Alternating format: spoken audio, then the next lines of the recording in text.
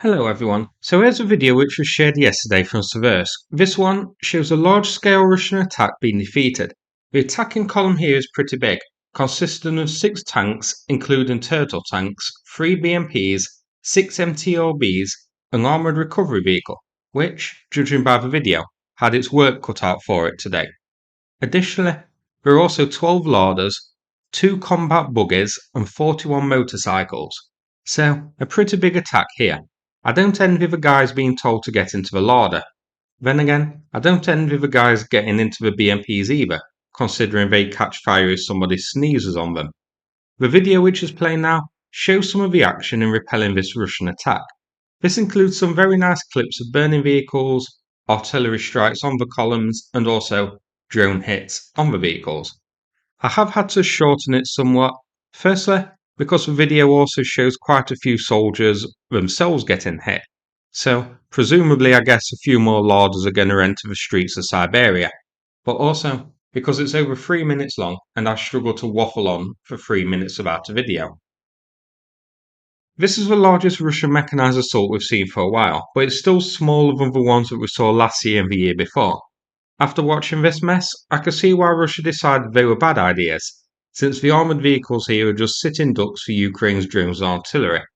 Included in the losses seen in the video are at least 3 turtle tanks, maybe 4, a couple of regular tanks, and multiple BMPs, so about 50 quid's worth of damage.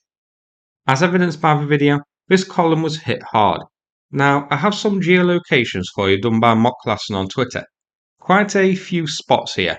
So I'm going to use blue for a turtle tank, red for an armoured fighter vehicle, so that's BMPs and MTLBs and APCs, yellow for a bog standard tank. So let's have a look. This was done by Mocklassen on Twitter. You can see the losses are scattered among a wide area. So I don't think these are all part of the same column, but they did seem to be part of the same offensive operation featuring multiple columns. In the blue circle here, for example, there's a tank and 2 BMPs. Both BMPs were destroyed next to each other, so the markers overlap. They were heading directly west. Just above it, we have 2 turtle tanks and a BMP destroyed along the same road. Again, they were heading west towards Siversk. So, 2 separate columns here. Now, a little bit further north, we can see 2 yellow markers indicating tanks and also a blue marker indicating a turtle tank. I don't know whether these are part of the same column, which then near Siversk spun off and went separate ways, or different units as part of the same attack, so a third armoured column with support vehicles attacking this area. I guess we can tell this when we get to deep states later on. There is an odd one as well, the blue marker heading towards Serebryanka. That's a turtle tank. This is about 3 kilometers from the rest of them and is heading north. Now, there could be other destroyed vehicles near it though, which either weren't videoed or were on the video and just haven't been accurately geolocated yet, so haven't been added to the map. But from what I can tell, this seems like it was on its own. I'll get to that in just a moment. Here are the 4 vehicle clusters as shown on deep states. So, it appears one column, which remember was a tank and 2 BMPs, the southernmost one, destroyed in Russian occupied territory and heading directly west.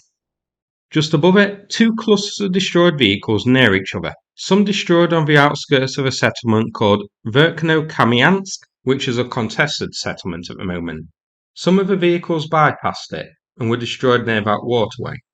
So it seems to me that Russia had the idea here to both try and take more of Verkno-Kamyansk or even the entire settlement, but also secure land to the north of it in order to further isolate and cut off the town.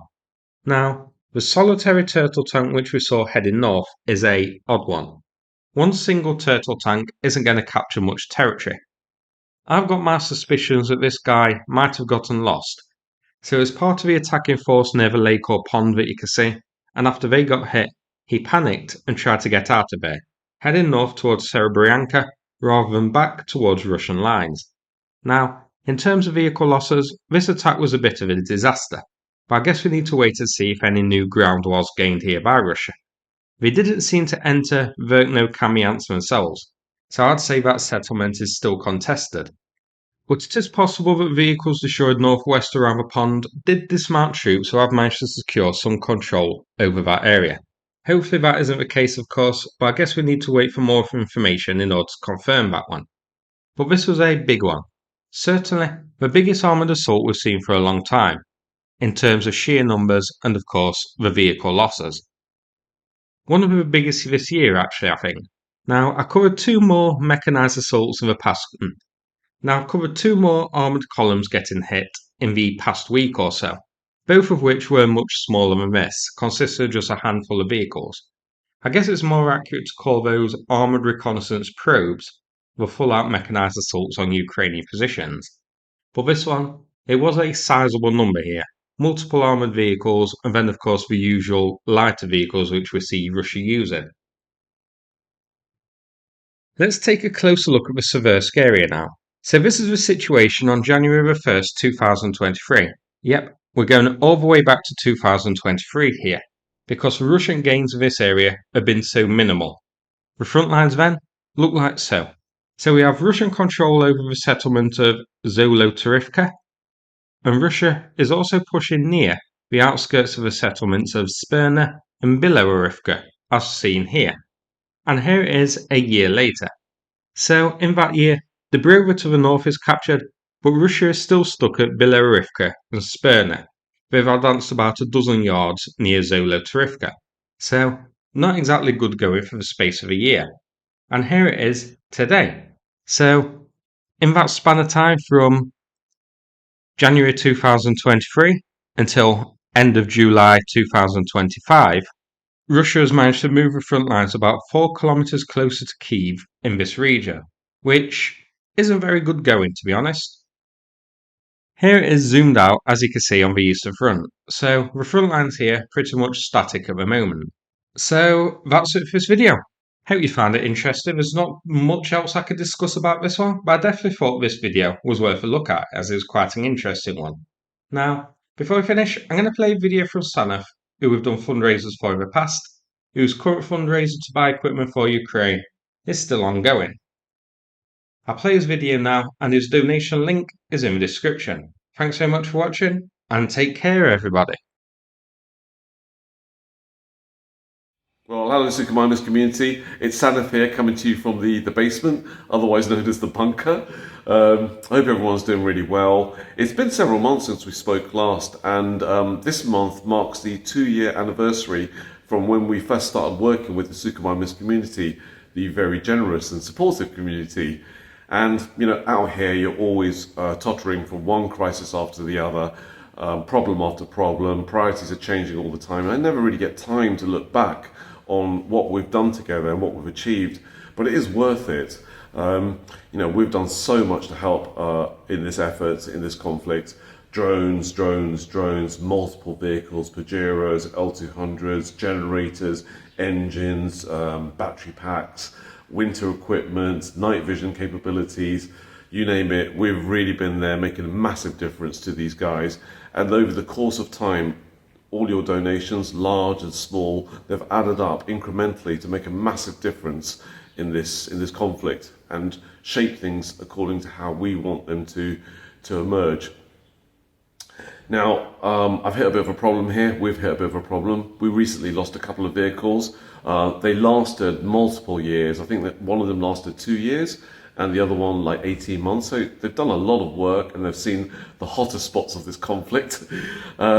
But yeah, we're really stuck now because we need to try and get a couple of vehicles, 3 vehicles ideally, over the line and delivered to the guys as soon as possible. And of course, vehicles are the hardest part of this project because it's not like buying something online and just delivering it. Anything that can go wrong will go wrong with vehicles. On top of that, they have a 1,000-mile journey from the west of Europe to Ukraine. And we don't supply our vehicles just in standard format. We strip out the engine, normally install the BMW engine, strip out all the electronics, all those nasty things that can go wrong and become really unreliable without any warning whatsoever, and leaves you like a sitting duck. So yeah, that's the work we do. And but of course, all our work is underpinned by a budget, a foundation, which is the the generous donations that you provide. So with your support, we'll continue this fight and bring this to a very satisfactory conclusion. Take care, everyone.